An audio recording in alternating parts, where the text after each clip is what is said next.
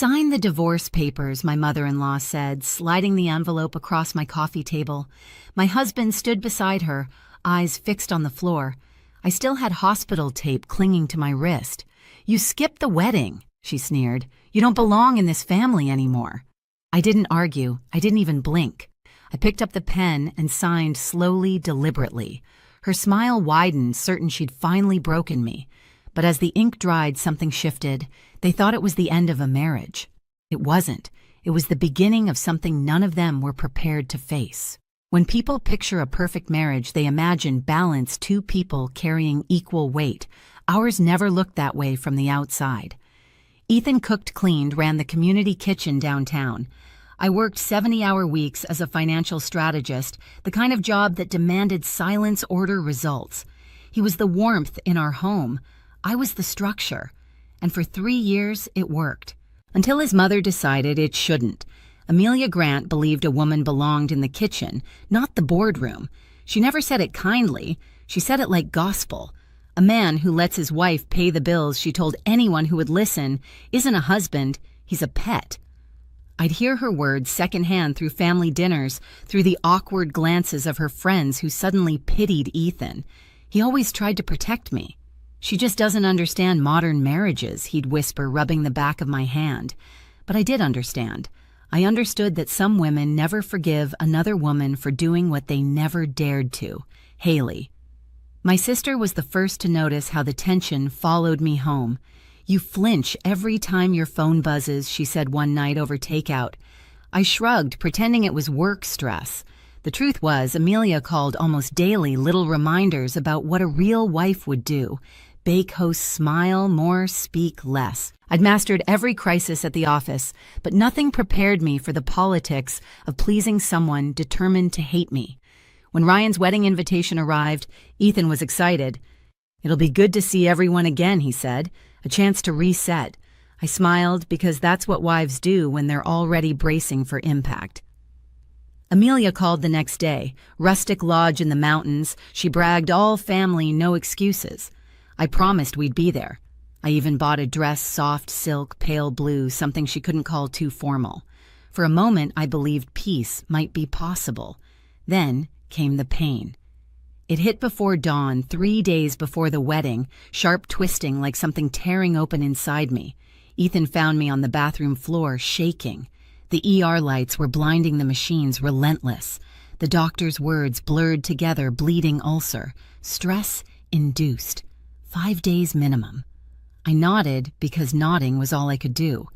Ethan squeezed my hand. "I'll let everyone know," he said. "They'll understand." I believed him. I shouldn't have. On the second day, I was sitting up IV, still in my arm, typing on my laptop, something familiar to keep me steady when the door slammed open. Amelia walked in, perfume first, judgment second. "You look fine," she said. "You're upright. Typing." I told her the doctor had forbidden travel. She waved a manicured hand. "If you can work, you can attend. Stop embarrassing this family." I hit the call button, asked the nurse to remove her. Amelia's heels clicked as she left, her voice echoing down the hall. "If you don't show up tomorrow, don't bother coming back."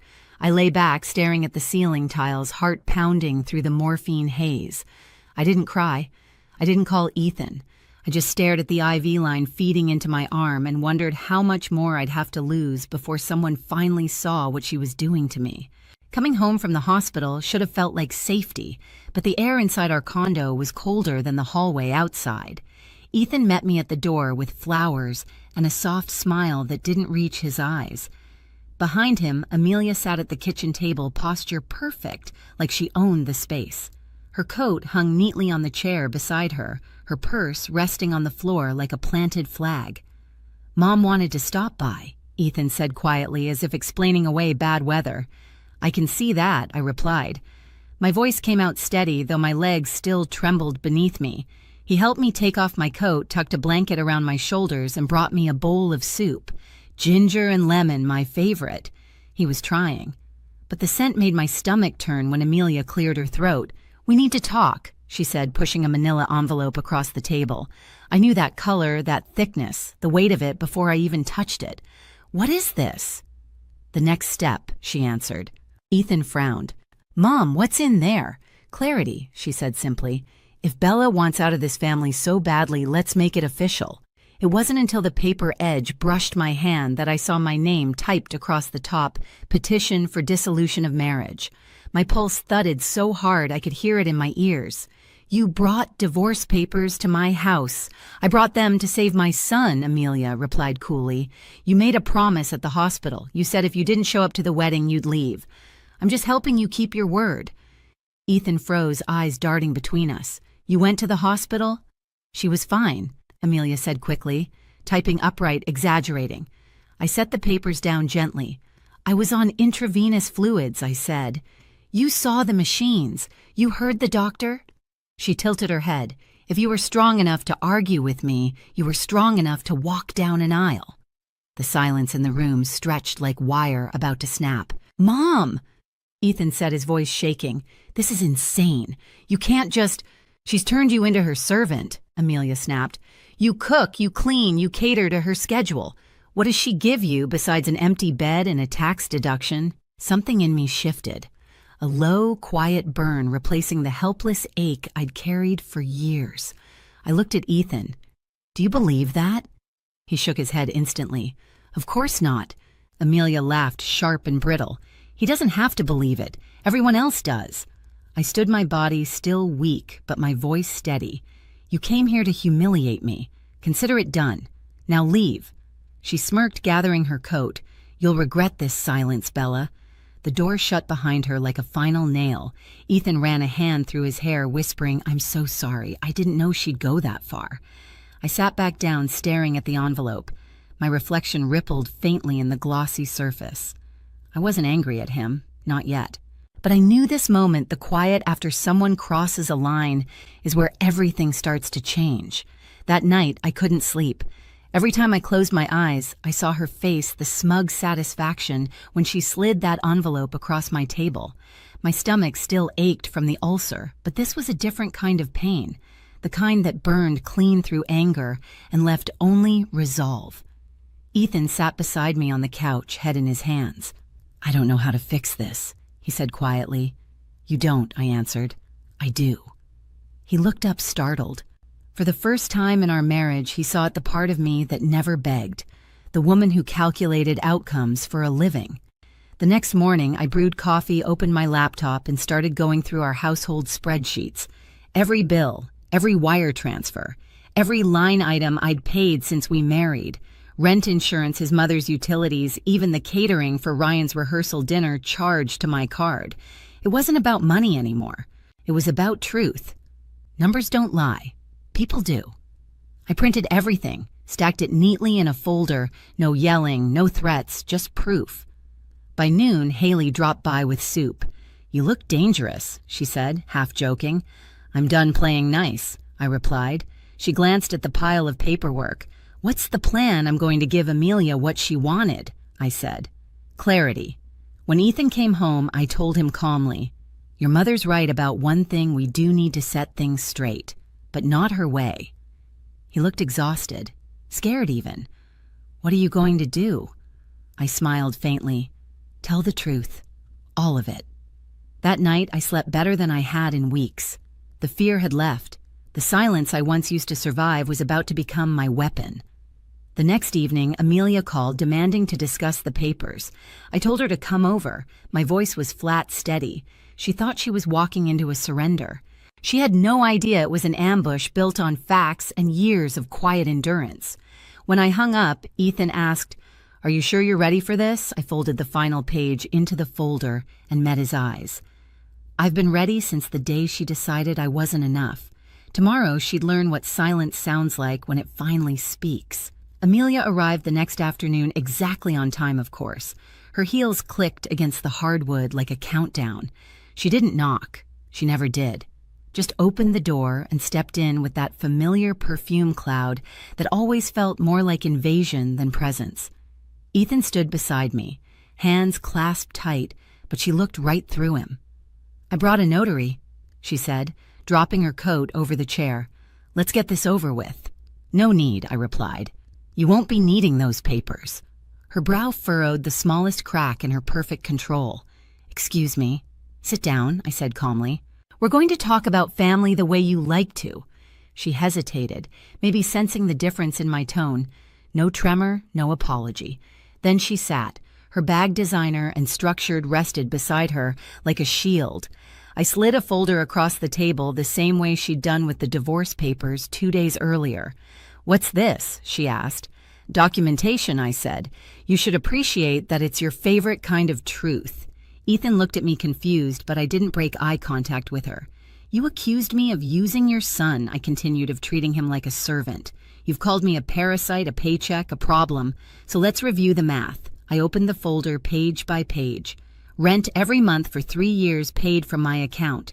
Groceries, utilities, his health insurance. Even your heating bill last winter. I paused. "Remember the catering at Ryan's rehearsal dinner? You praised the food. You should. I paid for it." Her face stiffened, the color draining from her cheeks. "That's ridiculous. Ethan sends me money every month." "Yes, I said money that came from our shared account. A line in the budget labeled Mom." Amelia turned to Ethan, desperate. "You didn't tell me that, did you?" He swallowed hard. "I didn't want to embarrass you." She blinked rapidly, eyes darting between us. "You expect me to believe this? That you've been paying for everything?" "You don't have to believe it," I said softly. "You can read it." I slid the receipts toward her. The neat columns, the printed statements, my world reduced to proof. She flipped through the pages with trembling fingers. The silence grew thick, heavy. Her breathing hitched. "You made me look like a fool," she whispered. "No," I said. "You did that yourself." Her head snapped up. "You think this makes you better than me? You think money buys respect? No," I said, again slower. But lies cost it. Ethan finally spoke, his voice barely steady. "Mom, stop. Please. This isn't about sides anymore." She glared at him. "She's poisoned you against me." I leaned forward. "You did that all on your own, Amelia. Every insult, every dig, every threat. You wanted to control him, to make him choose between peace and pride. And when that didn't work, you tried to shame me into disappearing." Her lips trembled, but her tone was sharp as ever. "You're cold. You think keeping everything neat and balanced makes you right. You don't love him. You own him." For the first time, Ethan raised his voice. "Enough." His palm hit the table. "You don't get to talk about love. You use it like a leash." The sound startled even her. She froze, eyes wide. He continued, voice shaking but clear. "She's never tried to control me. You have. You treat me like I'm still 12 years old." She turned to him, pleading now. "I'm your mother, and I'm your son," he said. "But I'm also her husband. And I'm done watching you tear her apart just because she doesn't fit your script." Her eyes filled, but not with remorse, with fury. "She's taken you from me." I stood then, gathering the folder, sliding it back toward me. "No, Amelia, I didn't take anything. I gave. For years. And I never asked for gratitude, just decency." She stared at me, breathing hard. "You think you've won?" "There's nothing to win," I said. "I'm done playing your game." Ethan stepped closer to me, a quiet motion that spoke louder than any words. "Mom," he said gently, "it's time for you to go." Her expression broke not into tears, but disbelief. "You can't mean that." "I do," he said. "We both do." The words hung in the air, final and irreversible. She stood slowly, gathering her bag, eyes sweeping the room, the framed photos, the soft lights, the life she never controlled. At the door, she paused. "You'll regret this." I met her gaze. "Maybe, but it'll be my regret, not yours." When the door closed behind her, the silence was vast, but not empty. Ethan exhaled like he'd been holding his breath for years.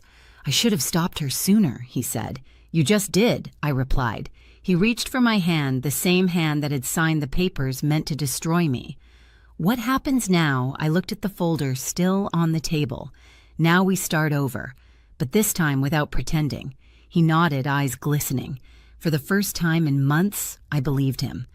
That night, as rain tapped softly against the windows, I poured the paperwork into the shredder. Every receipt, every printed statement. Proof wasn't needed anymore. The truth had already done its work. In the quiet hum of the machine, I heard something else, the sound of a chapter closing. Not with a bang, but with precision. Outside, the city lights blurred through the rain. Inside, the weight that had lived on my chest for years finally lifted. Amelia had walked out thinking she'd lost a fight. She never understood it was never a fight. It was freedom. We moved 3 weeks later into a brownstone 2 neighborhoods over smaller, quieter ours. Ethan found part-time work managing a community garden, the same place he used to volunteer. I reduced my client list, started leaving the office before sunset. We began cooking together, laughing again, building something that finally felt like choice, not performance. Haley came over the first night with wine and Thai takeout, so she said, grinning, that finally exploded. I smiled. Not exploded, I said. More like surgical precision. Word spread quickly. Ryan stopped calling his mother after she tried lecturing his wife about real marriages. Her friends stopped visiting once they realized the gossip had turned against her. Amelia stayed in her condo, sending polite texts on holidays. Ethan replied with short, careful words. I didn't reply at all. There was no victory lap, no applause. Just quiet mornings, sunlight through clean glass coffee shared without tension. The kind of peace you only get after you've been dragged through fire and come out with nothing left to burn. Sometimes silence isn't surrender. It's the sound of boundaries being built and finally holding. I used to think strength meant staying calm while people crossed my lines. Now I know it means drawing them and not moving when someone tests them. Amelia thought silence made me weak. She was wrong. Silence was just the space I needed to prepare the truth. And once truth spoke, it didn't need to shout. If you've ever had to fight for peace inside your own family, you're not alone. Tell me your story in the comments. And don't forget to subscribe, because sometimes the quietest revenge is simply walking away and letting them hear the echo of their own words.